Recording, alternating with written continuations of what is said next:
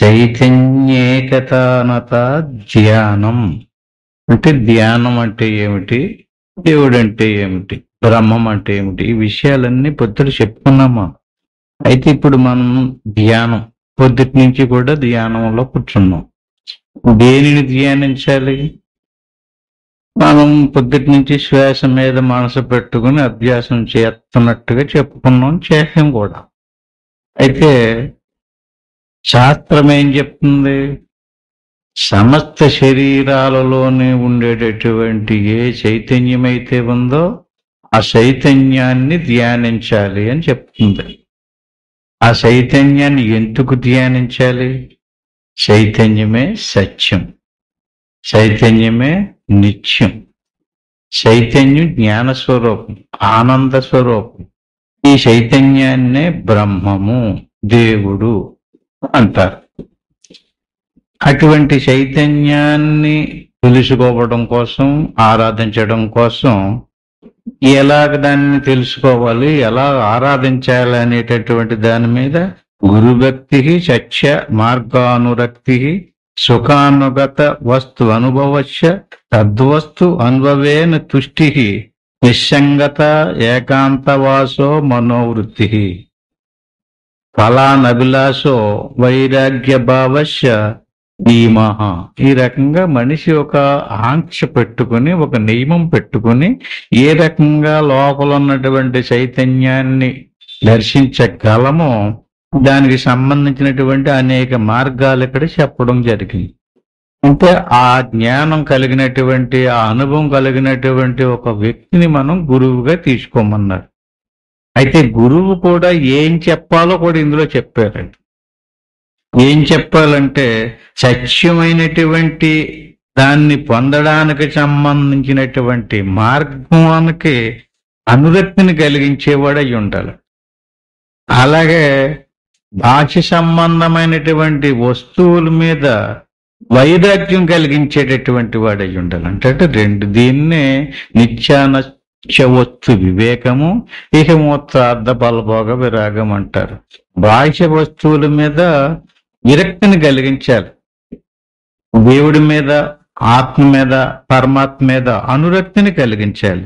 ఈ రకంగా ప్రతి మనిషికి, పుట్టినటువంటి ప్రతి ఒక్కరికి 100కి 100 మందికి కూడా ఏం అనుభవంలో ఉంటుంది? వస్తువుల మీద అనుభవం ఉంటుంది. వస్తువులను అనుభవించినటువంటి అనుభవం ఎవరికైతే ఉందో ఆ వస్తువులనే నిత్యము తలపోస్తూ కోరుకుంటూ, ఆ వస్తువులు ఎవరు ఎన్ని వస్తువులు సమకూర్చుకుంటే అంత గొప్పవాళ్ళుగా భావన చేస్తూ ఉంటారు. ఈ రకంగా వస్తు అనుభవచ్చ తద్వస్తు అనుభవేన తుష్టి. ఆ రకంగా ఎవరు ఎక్కువ వస్తువులను సంపాదించుకున్నారో, ఆ వస్తువులను గురించి ఎవరు ఎక్కువ తెలుసుకున్నారో, సంపాదించుకున్నారో అందులోనే వాళ్ళ ఆనందాన్ని, అంటే తుష్టి అంటే బలాన్ని, తుష్టిని కూడా పొందుతారట. అయితే దాని మీద గురువు ఏం చేయాలి? నిస్సంగత ఏకాంతవాసో మనోవృత్తి. ఆ రకంగా దాని మీద కొంచెం మళ్లించి మనిషిని దేవుడేపుకి తిప్పాలి. ఫలానభిలాషో వైరాగ్య భావశ్చ. అంటే అటువైపుకి తిప్పి విభూతల మీద వృత్తి రహితం చెయ్యాలి. మనో నివృత్తి అంటే మనసు రకరకాల సంకల్ప వికల్పాలు చేసేటటువంటి దాని మీద మనసును నిరోధింపజేయడానికి సంబంధించిన అభ్యాసం చెయ్యాలన్నమాట.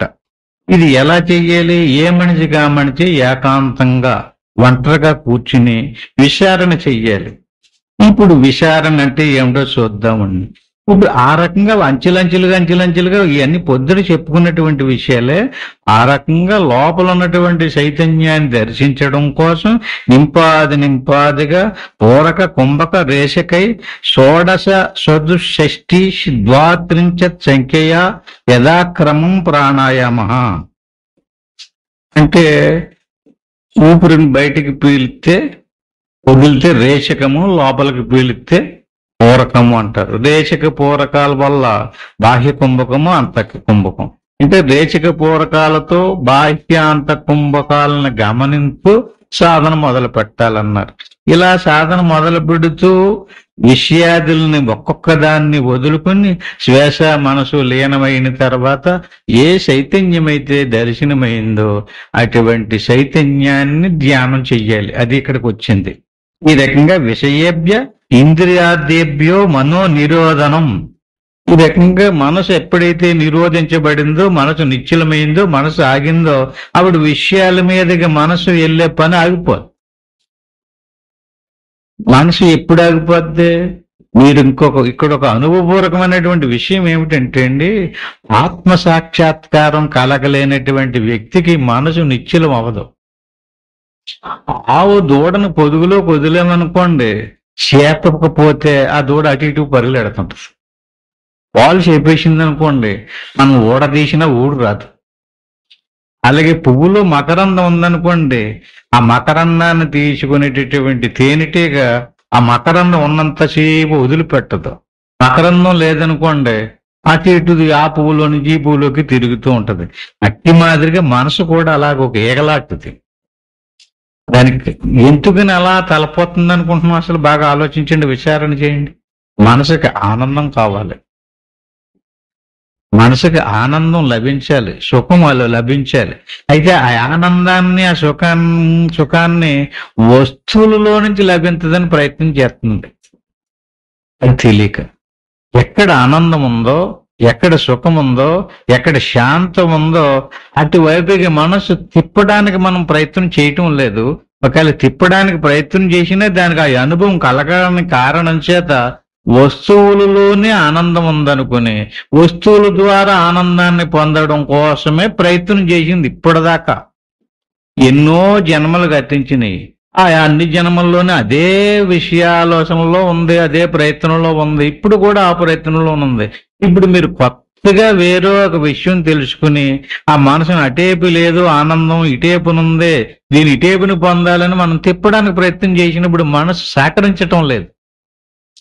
పొద్దుటి నుంచి మనం ఏం చెప్పుకున్నాం? చాలా నిగూఢమైనటువంటి విషయాలన్నీ చెప్పుకొని మాట్లాడకుండా ఎవరితోటి చక్కగా సాధన చేసుకోండి అన్నామండి. సాయంకాలం మౌనం విరమించేదాకా ఈ వచ్చిన అవకాశాన్ని వదిలిపెట్టకుండా కూర్చోండి. ఎంతమంది అలా మౌనంలో పాటించారంటారు? మాట్లాడకుండా ఆ నియమాన్ని ఎంతమంది పాటించారు? అది నియమమేనా? పొద్దుట చెప్పుకున్నాం కదా, మాట్లాడకుండా ఉండండి, నిద్రపోకండి. 2 చెప్పాం. ఏం చెయ్యాలి? మాట్లాడకూడదు ఇతరులతోటి. రెండోది నిద్రపోకూడదు. మూడోదో ఏమి అనుకోకూడదు. ఎంతమంది పాటించారు ఒకసారి చెప్పండి. మీలో అందరూ ఉపదేశం పొందిన వాళ్ళే, అందరూ సాధకుళ్ళే, అందరూ శ్రీ వైష్ణవులే, కానీ బుట్టలో ఒకరయ్యలేదట. మరి ఏమైపోయినట్టు? అట్టి మాదిరిగా ఉంది మన పాతివ్రత్యం. ఇంటి మనకి నియమం లేదు. బాగా గుర్తు పెట్టుకోండి. ఎవరైతే భగవంతుని గురించి పరితపిస్తారో ఆయనే, వాళ్ళకే ఆయన సాంగత్యం లభించదు.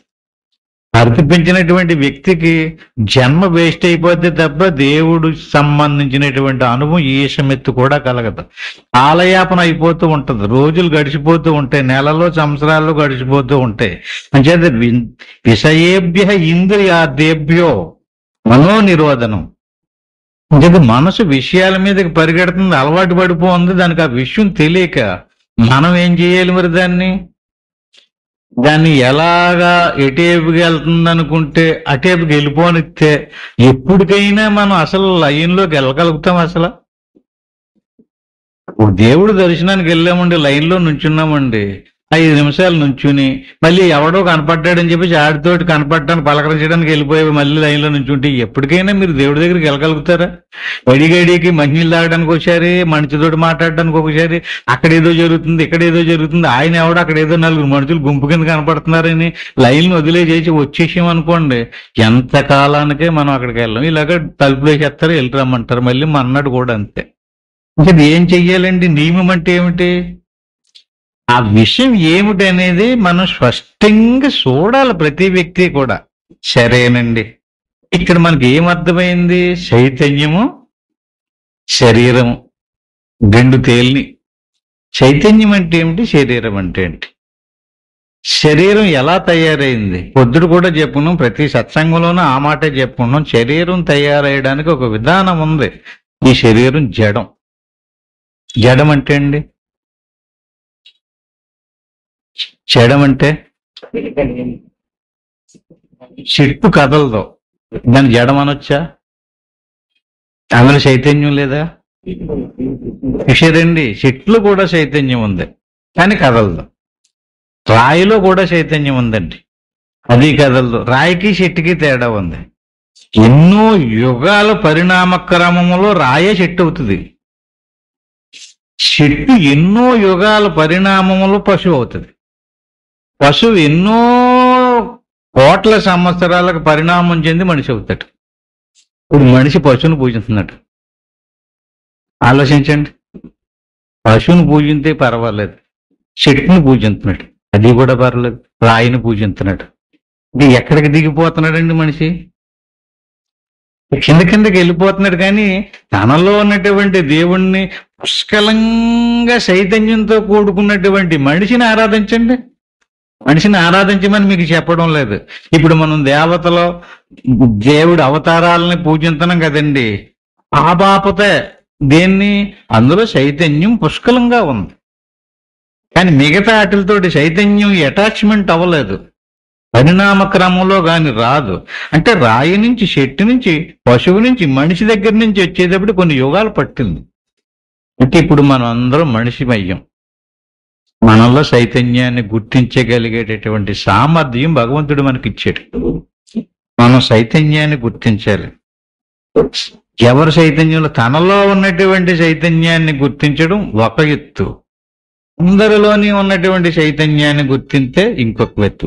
సరే, ఇక్కడ కొంత విచారణ చేద్దాం. మనలో ఉన్నటువంటి చైతన్యానికి ఏం పేరండి? ఆత్మ అని పేరు. మనలో ఉన్నటువంటి చైతన్యానికి ఆత్మ. మనల్ని ఏమంటారు? వ్యష్టి అంటారు. అందరి శరీరాల్లోని ఉన్నటువంటి చైతన్యానికి ఏం పేరండి? పరమాత్మ అని పేరు. అంటే అందరి శరీరాలని ఏమన్నారు? సమిష్టి.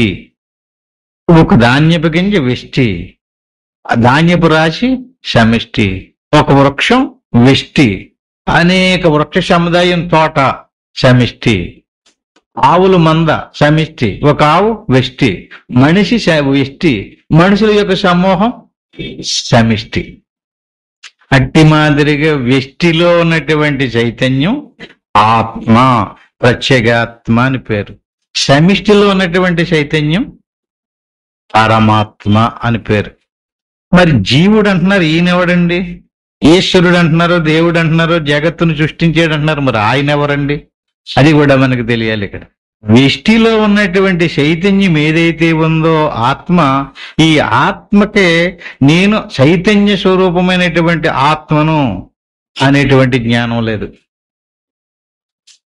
నేను చైతన్యమును, జడమును కాదు, నేను శరీరమును కాదు అనేటువంటి జ్ఞానం దానికి లేదు. లేక ఏం చేస్తుందండి? వ్యష్టిలో ఉన్నటువంటి చైతన్యం వ్యష్టి సముదాయమైనటువంటి శరీరమునే నేను అనుకుంటుంది. అలాగా వ్యష్టిలో ఉన్నటువంటి చైతన్యం వ్యష్టి సముదాయమైనటువంటి దేహాన్ని నేను అనుకుంటే ఆ ఆత్మకి ఏం పేరండి? జీవుడు అని పేరు.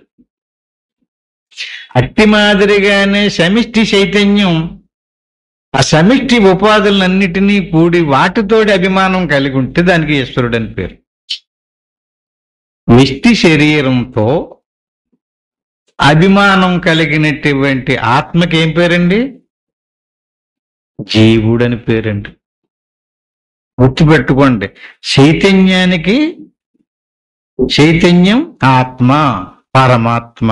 అంటే వ్యష్టి చైతన్యం అంటే దేహమునందల చైతన్యం తనని మర్చిపోయి తన గురించి తెలియక తన శరీరమునే నేను అని భావన చేస్తే ఆ ఆత్మకి ఏం పేరండి? జీవుడు అని పేరు. అంటే ఆత్మ దేని మీద అభిమానం కలిగి ఉంది? దేహం మీద అభిమానం కలిగి ఉంది. దేహమే నేను. ఇప్పుడు దేహాభిమానం కలిగి ఏం చేస్తుందండి?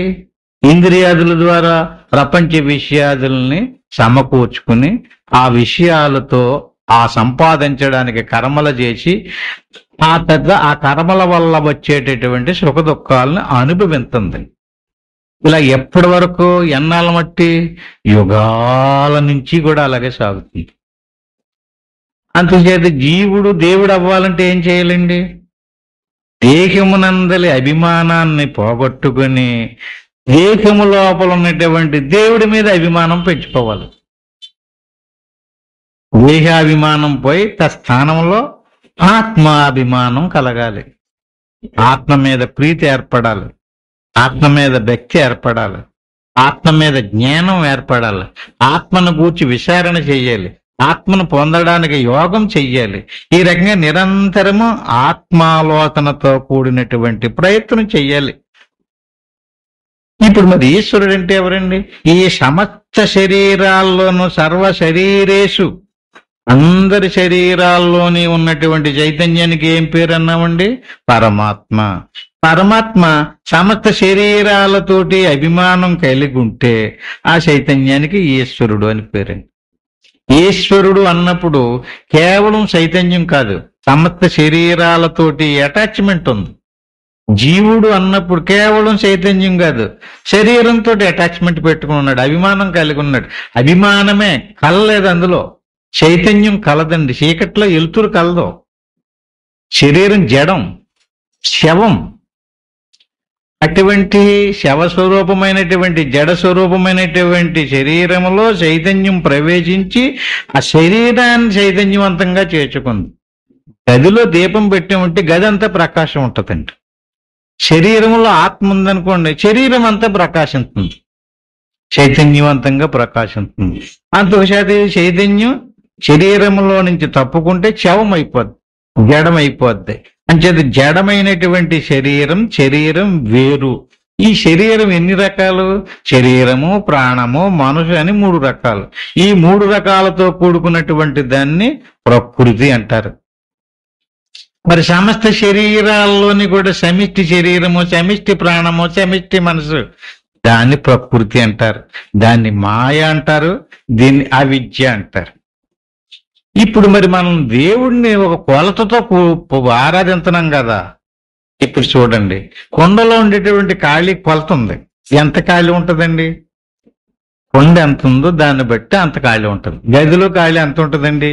ఎన్ని అడుగులో, ఆ కొలతను బట్టి చెప్తాం. అంటే ఆ లోపల ఉన్న ఖాళీకి చుట్టూరు ఉన్నటువంటి గోడల కొలత.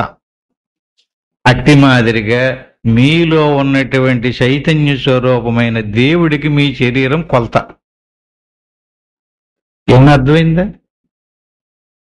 ఈశ్వరుడు మొత్తం సమిష్టి ప్రపంచకం శరీరంగా కలిగి ఉన్నాడు. అతను జీవుడు వ్యష్టి శరీరాన్ని ఉపాధిగా కలిగి ఉన్నాడు. ఉపాధిగా కలిగి ఉన్నటువంటి వాని శరీరం లోపల చైతన్యానికి కొలుతుంది. సమిష్టి చైతన్యానికి మొత్తం ప్రపంచంతో కూడుకుని ఉన్నాడు. అందుకు చేత ఇప్పుడు ముందు మనలో ఉన్నటువంటి చైతన్యాన్ని జాగ్రత్తగా అభ్యాసం చేసి, సాధన చేసి, సాక్షాత్కరింపజేసుకుంటే అందరిలోనే ఉన్న చైతన్యాన్ని మనం దర్శించవచ్చు. దీన్ని బాగా త్యాగ లక్షణం అంటారండి. ఒక వస్తువుని వదిలి ఒక వస్తువుని పట్టుకోవాలన్నమాట. ఇక్కడ మనలో దేన్ని వదలాలి, దేన్ని పట్టుకోవాలి? శరీరాన్ని, ప్రాణాన్ని, మనసుని, ఇంద్రియాల్ని వదలాలి. ఏది వదలకూడదు? లోపల ఉన్న చైతన్యాన్ని వదలకూడదు. చైతన్యం లేని మనిషి లేడు. చైతన్యమే దేవుడు, చైతన్యమే బ్రహ్మము. అటువంటి బ్రహ్మమే మన శరీరంలో ఉంది. అటువంటి బ్రహ్మ స్వరూపమైనటువంటి చైతన్యానికి మన శరీరం ఉపాధిగా ఉంది. ఇక్కడ బాగానే ఉందండి. మన శరీరంలో ఉన్నటువంటి చైతన్యానికి ఆత్మ అన్నారు కానీ మీరు బ్రహ్మం అంటున్నారేటి అన్నారు అనుకోండి. బ్రహ్మం అంటే ఏంటో తెలాలి మనం. బ్రహ్మం అంటే ఇటు వ్యష్టి జీవుడికి, అటు సమిష్టి ఈశ్వరుడికి. అంటే వ్యష్టి జీవుడు ప్రత్యేగాత్మ, సమిష్టి జీవుడు పరమాత్మ. ప్రత్యేగాత్మ పరమాత్మకు ఉపాధి ఉంది. ఏ ఉపాధి లేని చైతన్యానికి బ్రహ్మము అని పేరు. ఏమన్నా అర్థమైంది ఇప్పుడు మీకు? బ్రహ్మం అంటే ఏం లేదు, ఉపాధులు లేవు, మాయ లేదు, అవిద్య లేదు, వ్యష్టి లేదు, సమిష్టి లేదు. ఏ రకమైనటువంటి వస్తువు లేకుండా శుద్ధమైనటువంటి నిర్వికారమైనటువంటి నిర్వికల్పమైనటువంటి సర్వవ్యాపకమైనటువంటి సచ్చిదానంద స్వరూపమే బ్రహ్మము. ఈ బ్రహ్మమునకు ఏమి లేదండి, ఉత్పత్తి స్థితి నాశనము ఏమీ లేవు. అది ఎప్పుడూ ఒకేలా ఉంటది. దానికి జనన మరణాలు ఉండవు, సావు పుట్టుకలుండవు, రోగాలుండవు, ఆకలి దప్పుకలుండవు. నిర్వికారమైనటువంటి సచ్చిదానంద స్వరూపము. అటువంటి చైతన్య స్వరూపమును మనసు వాస్తవ స్వరూపం. అదే మన యొక్క స్వస్వరూపం. అయితే మన యొక్క స్వస్వరూపాన్ని మనం వదిలిపెట్టేసి దేన్ని పట్టుకున్నామండి? ఎవరిని వదిలేసాం? మనల్ని మనమే వదిలిపెట్టేసుకున్నాం. మనల్ని మనం వదిలేసుకుని దేహం వైపుకి తిరిగి దేహాన్ని పట్టుకుని ఉన్నాం. అంచేత విషయ వ్యావర్తన పూర్వకం చైతన్యే చేత స్థాపనం ధారణం భవతి. అంచేత నువ్వు చైతన్యాన్ని స్థాపించు, చైతన్యాన్ని ధారణ చేయి, చైతన్యాన్ని ఇది నేను అని నిర్ధారణకు రా, దాని అనుభవానికి తెచ్చుకో. వస్తే ఏమవుతుందండి? వస్తే ఏమవుతుంది? నీవు శరీరాన్ని వదిలేసి నీలో ఉన్నటువంటి చైతన్యాన్ని తెలుసుకుని దాంట్లో నీ మనసు నిశ్చలం అయ్యిందనుకోండి, ఏకాగ్రత అయిందనుకోండి, అప్పుడు మనకు ఉన్నటువంటిదంతా కూడా కర్మలన్నీ నశిస్తాయి. అజ్ఞానం నశించదు. ముందు అజ్ఞానం అంటే ఏంటండి?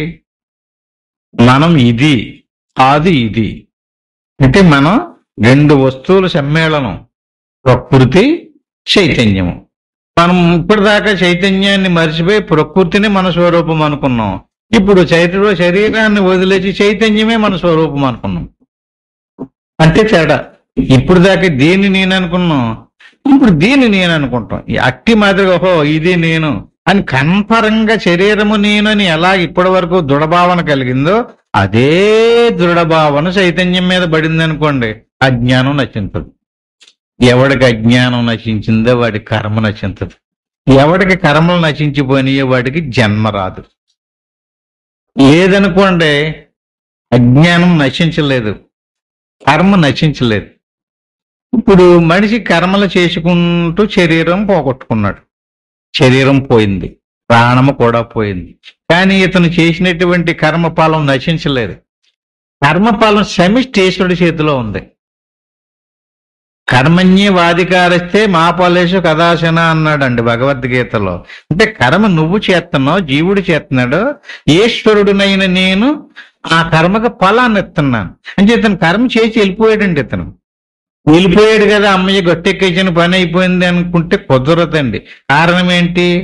కర్మఫలం అతని చేతిలో ఉంది కనుక ఆ కర్మఫలాన్ని అనుసరించి ఈశ్వరుడు చేసే డ్యూటీ ఏంటో తెలుసండి, ఈ జీవులు చేసినటువంటి కర్మలను అనుసరించి వాడికి ఎలాంటి శరీరంతో ఈ కర్మఫలాన్ని అనుభవింప చెయ్యాలో నిశ్చయించి ఆ రకమైనటువంటి శరీరాన్ని అతనికి ఉత్పత్తి అంటే తయారు చేసి ఇచ్చి అతని చేత ఆ కర్మఫలాన్ని అనుభవించేదాకా ప్రాణం అందులో నిలబెట్టి స్థితి కలిగించటం. అలా సృష్టించినటువంటి వాని పేరు బ్రహ్మము, బ్రహ్మ అంటారు.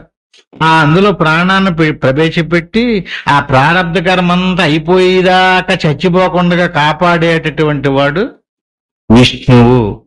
ప్రారబ్ధ కర్మంతా నువ్వు ఎన్ని గింజుకున్నా, ఎంతమందిని పట్టుకుని కాళ్ళు గడుపు పట్టుకున్నా ప్రారబ్ధం మాత్రం నశించదు. అందుచేత ఆ ప్రారబ్ధ కర్మను నశింప చేసుకోవడం కోసం శరీరాన్ని నిలబెట్టాలి. ఆయన నిలబెట్టేటండి. ప్రారంధం అయిపోయింది కదండి, అప్పుడు ఆ శరీరాన్ని ముగింపు చేసేటటువంటి వాడిని రుద్రుడు అంటారు. ఈ రకంగా బ్రహ్మ విష్ణు మహేశ్వరులు త్రిమూర్తులు అంటారు. బ్రహ్మ విష్ణు మహేశ్వరుల యొక్క స్వరూపాన్ని ఈశ్వరుడు అంటారు. ఇప్పుడు మన శరీరంలో కర్మ చేసేది, శరీరం మీద అభిమానం కలిగించేదాన్ని అహంకారం అంటామండి.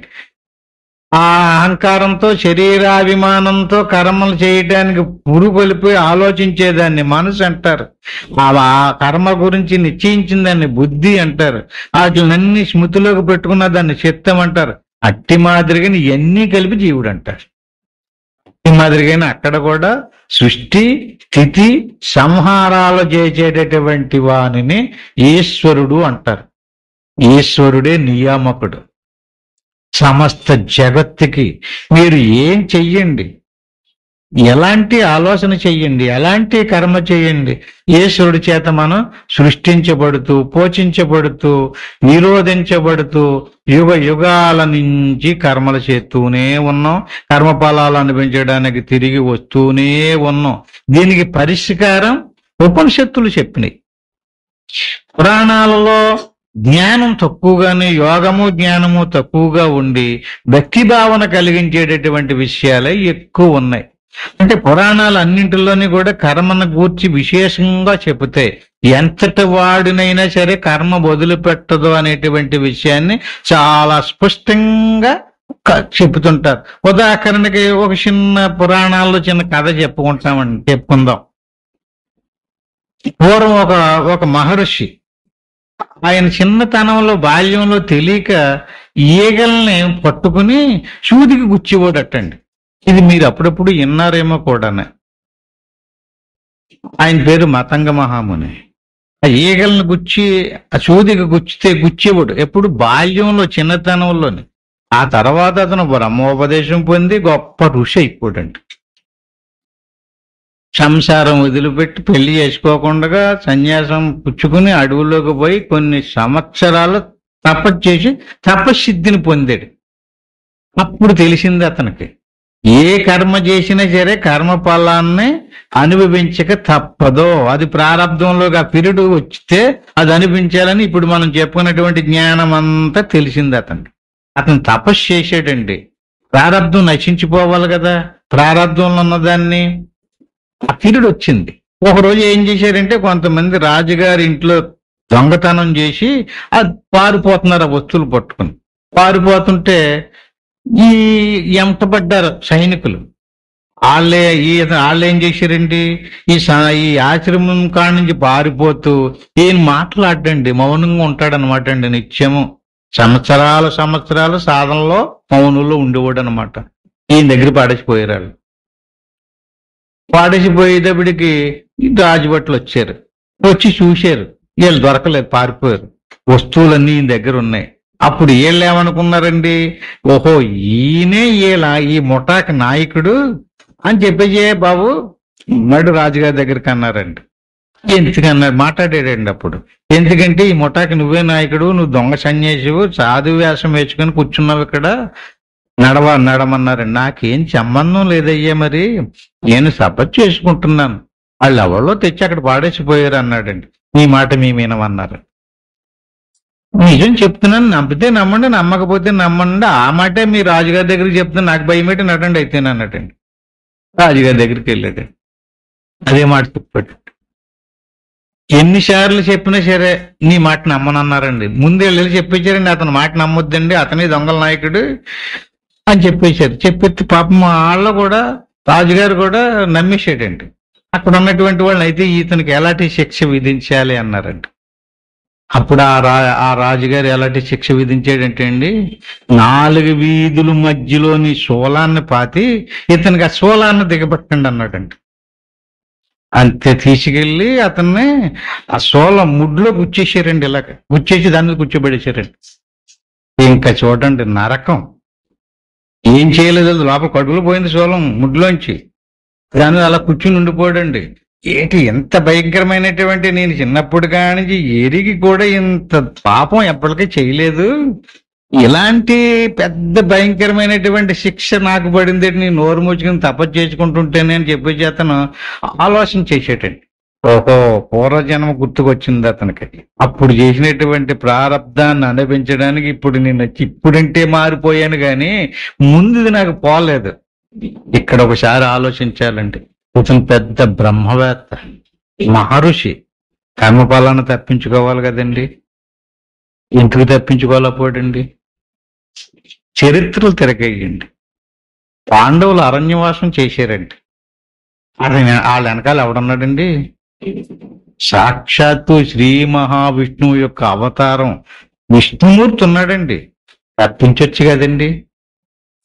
నిండు సభలో ద్రౌపది బట్టలు ఇప్పేశారండి. అవునా? తప్పించొచ్చు కదండి. అలాంటి అవమానం రాకుండా ముందే కాపాడొచ్చు కదండి. అరణ్యవాసం చేశారు. పాండవులు, ఉప పాండవులు, అభిమన్యుడు అందరూ చచ్చిపోయారండి.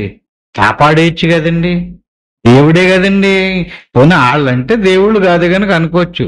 దేవుడు ఉండి ఏం చేస్తాడని ఇక్కడ ప్రశ్న.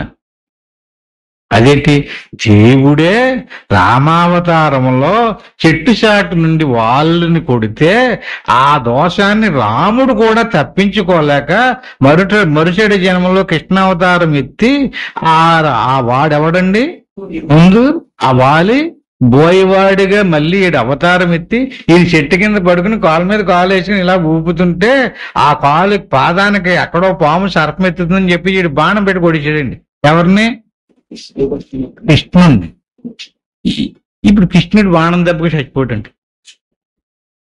అప్పుడు అర్జునుడు వెళ్ళి చూస్తే చచ్చిపోన్నాడండి. అయ్యో ఇదేంటి దేవుడు నువ్వు చచ్చిపోవడం ఏంటంటే ఇది ప్రారంధనైనా ఇలాగ ముగిసిపోవాలని రాస్తుంది నాకు. ఎవరు రాశారండి ఇతనికి? మరి భగవద్గీత చదువుతుంటే అంత ఈయన మార్చేయగలడు అన్నట్టు ఉందా మనకి? మరి మనం నమ్ముతున్నాం కదా. మరి రాముడు మార్చుకోలేకపోయాడు, కృష్ణుడు మార్చుకోలేకపోయాడు. పోనీ ఈ కృష్ణుడిని ఎంత భక్తి శ్రద్ధలతో ఆరాధించే వాళ్ళకే ఏమి ఉపకారం చేయలేదు. మనకేం అర్థం అవుతుందండి పురాణాలు చదువుతుంటే? మిమ్మల్ని చదవద్దని కాదు, మిమ్మల్ని ఆరాధించనొద్దు కూడా కాదు. విషయం ఏమిటండి, ఎవరిని కూడా ఏమొదలదో ఆ కర్మ ఎలాగొస్తుందో, ఆ కర్మఫలం ఎలాగొస్తుందో తెలియదండి. ఆ కర్మఫలాన్ని అనుభవించి తీరవలసిందే ఎవ్వడైనా సరే. అంటే ఇక్కడ మనకు ఏమర్థమైంది? దేవుడు అవతారం ఎత్తిన ఆయన కూడా చేసిన కర్మఫలాన్ని అనుభవించక తప్పదు. వాళ్ళకి తెలుసు, మనకు తెలియదు. అది మనకి చేతనాయిలైంది ఏంటండి. వాళ్ళకి ముందు జన్మలో నేను ఈ కర్మ చేశాను కనుక దాని పీరియడ్ వచ్చింది, ఇప్పుడు అది నేను అనుభవించాలని ఓర్చుకున్నాడండి. దేవుడైనా సరే, ఋషి అయినా సరే, మనము ఓర్చుకోలేక అది ఏదైనా వస్తే దాన్ని తప్పించుకోవడానికి మళ్ళీ ఇంకో కర్మ చేస్తున్నాం. అప్పుడు అదేమవుతుందండి, మళ్ళీని అది ఇంకో కర్మ అవుతుంది. ఎవడైనా ఏదైనా అన్నాడు అనుకోండి, వాళ్ళు అన్నాడు కదని చెప్పేసి ఊరుకుంటే అది అతని ద్వారా మన మీద ఆ మాట పడింది అనుకోండి, వదిలిపోయిందండి. మనం వెంటనే రెండు మాటలు అంటాం. ఏమైంది అప్పుడు మళ్ళీని? ఇప్పుడు మనం అతని ద్వారా మాట పడవలసినటువంటి కర్మ ఎప్పుడో చేసాం. అంచేత నలుగురిలోని చిన్నబుచ్చి మాట అనేసాడు మనల్ని. మనకు అవమానం అయిపోయింది, బాధ కలిగింది. మనం కొంతసేపు ఓర్చుకుని వచ్చేసాం అనుకోండి, పోయింది అది.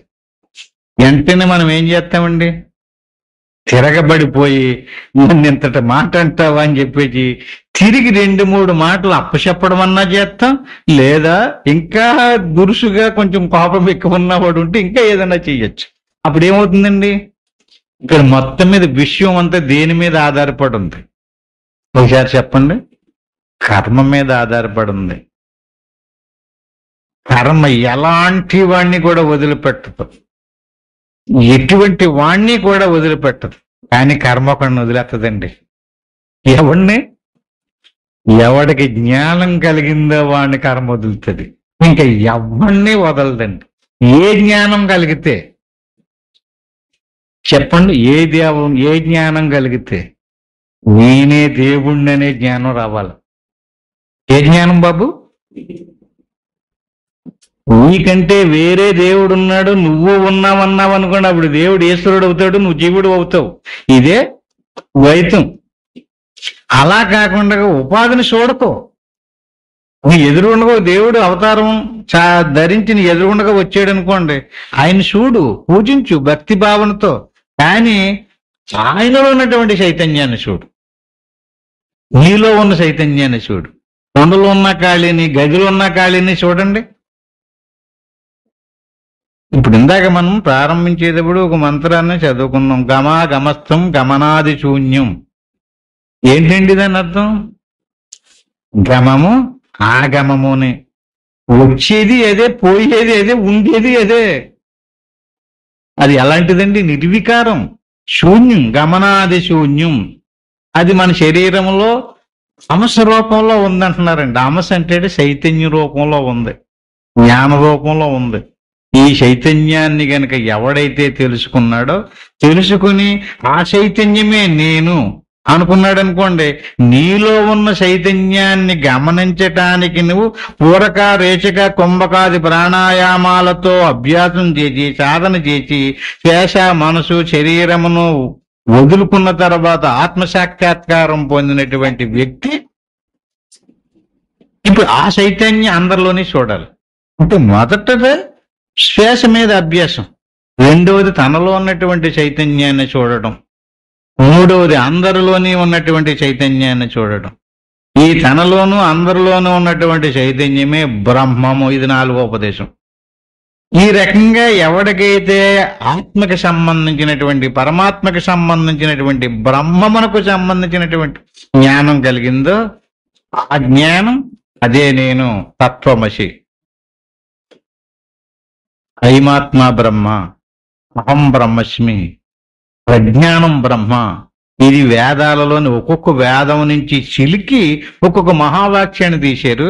అటువంటి మహావాక్యాల ద్వారా తనలో ఉన్నటువంటి చైతన్య స్వరూపమైనటువంటి ఆత్మని ఎవడైతే దర్శించాడో అటువంటి వాని యొక్క కర్మలన్నీ కూడా రద్దయిపోతాయి.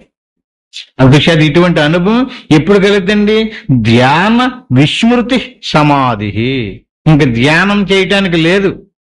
ఇప్పుడు మనం ఉన్నామండి, సాధన చేయడానికి శ్వాస ఉంది, శ్వాసను పట్టుకుని సాధన చేస్తున్నాం. కొంతసేపటికి శ్వాస ఆగిపోయింది. ఏం చేయాలండి? అప్పుడు శ్వాస ఆగిపోయింది, ఏం చేస్తారు? గుర్రం లేదు.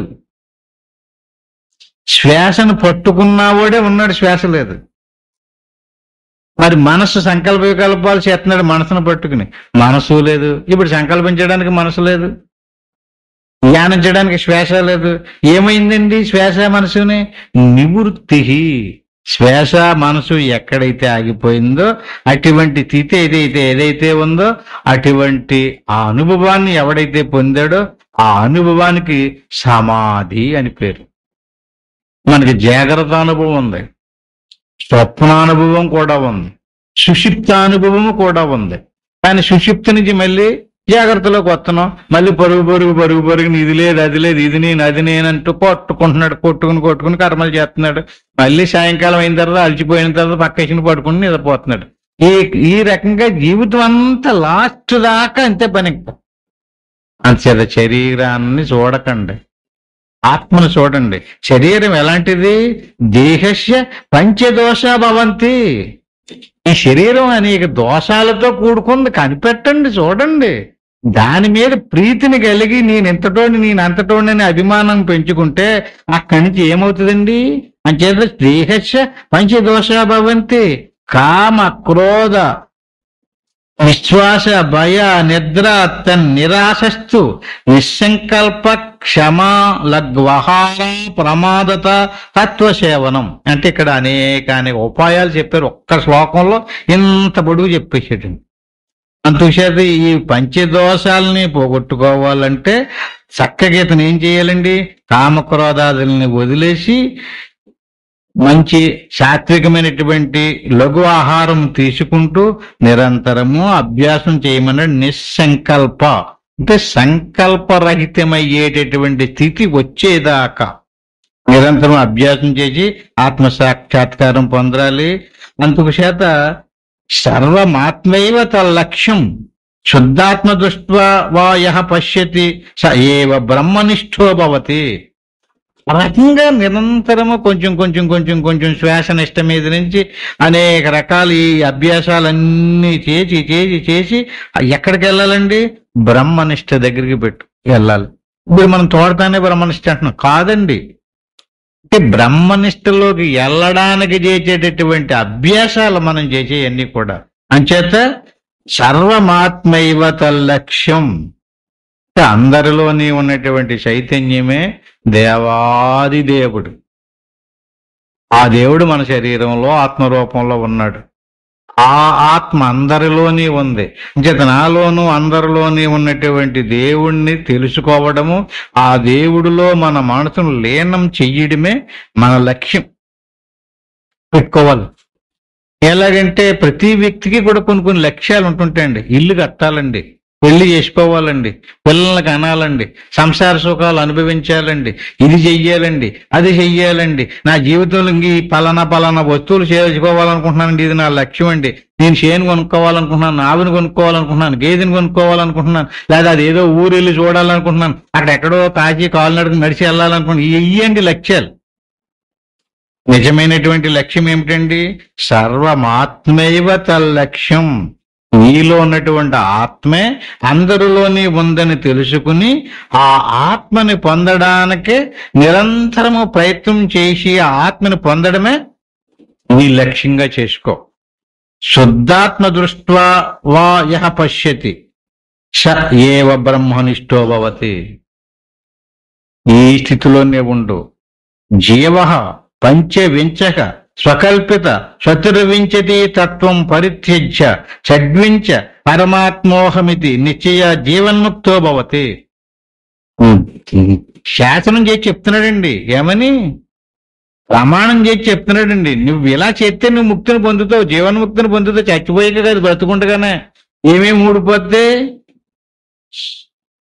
పంచవించక అంటే 24 తత్వాలతో కూడుకున్నటువంటి జ్ఞానేంద్రియ, కర్మేంద్రియ, అంతరేంద్రియ, పంచ ప్రాణాలు మొదలైనటువన్నీ కూడా జీవుడికి సంబంధించినటువంటి పంచవించక స్వకల్పిత చతుర్వింశతి తత్వం పరిత్యజ్య షడ్వించ పరమాత్మోహమితి నిశ్చయ జీవన్ముక్తో భవతి.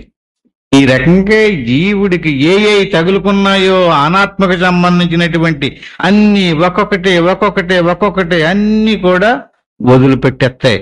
వదిలిపెట్టేసి ఖచ్చితంగా నువ్వు జీవన్ముక్తిని పొందుతావు. ఏవం అంతర్లక్ష్య దర్శనేన జీవన్ముక్తి దశాయాం క్షయ మంతర్లక్ష్యభూత్వ పరమాకాశాఖండ మండలో భవతి. ఈ రకంగా నువ్వు పరమాకాశంలో లీనమై ఉంటావు, పరబ్రహ్మ స్వరూపంగా ఉంటావు, పరమాత్మ స్వరూపంగా ఉంటావు. నీకు ఏమీ అంటుకోదు, కర్మ ఉండదు, కర్మంతా రద్దయిపోద్ది. అటువంటి జీవన్ముక్తిని పొందుతావు. ఇలాగ ఎన్నో అద్భుతమైనటువంటి రహస్యాలన్నీ కూడా మనకి ఉపనిషత్తుల్లో చెప్పారు. ఇలా చెప్పుకుంటూ పోతే ఎంతైనా చెప్పుకోవచ్చు. అందుకు చేత ఇక్కడితోటి ముగింపు చేసుకుందాం. ముగింపు చేసుకుని ఏ విషయాన్ని అయితే చెప్పుకున్నామో దాన్ని మర్చిపోకుండా గుర్తులో పెట్టుకుని మనం నిరంతరం కూడా మనంతట మనమే కొన్ని నియమాలు పెట్టుకుని దీన్ని సాధించాలి.